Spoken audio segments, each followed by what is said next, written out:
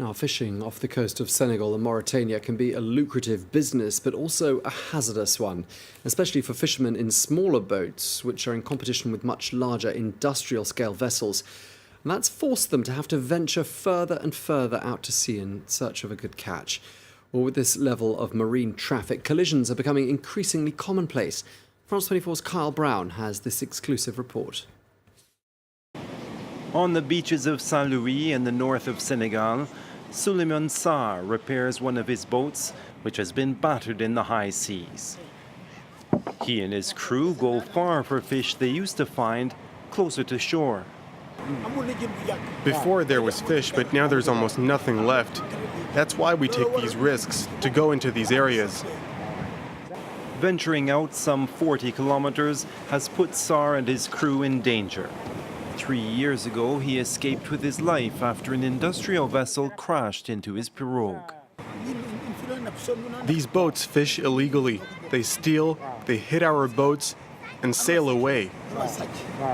After the first collision, he clung onto scraps of the broken boat, drifting for days until he was rescued. And again, in February of this year, another of Sarr's boats was struck by a ship in Mauritanian waters moments after they had cast their nets. 5 of his men died. Local fishing groups have noted a rise in the number of artisanal boats colliding with industrial vessels, particularly at night. But collisions are occurring closer to shore, too. Doudou Sen inspects the X-rays of his leg. It was torn open in January when his pirogue was struck by what he says was a Russian vessel off the Mauritanian coast. His left arm was lifeless and would be amputated the next day.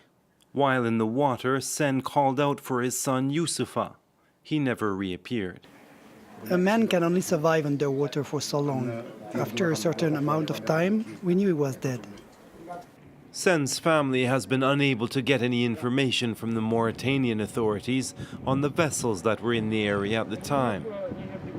The Ministry of Fisheries told France 24, industrial vessels must remain outside the local fishing zone 20 nautical miles from the coast in the north and 13 miles in the south.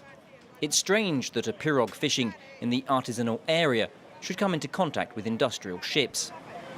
With limited state aid, families who have lost their breadwinners depend on community support. Fishermen donate part of their catch to people in need, including those struck by tragedy and on the verge of destitution.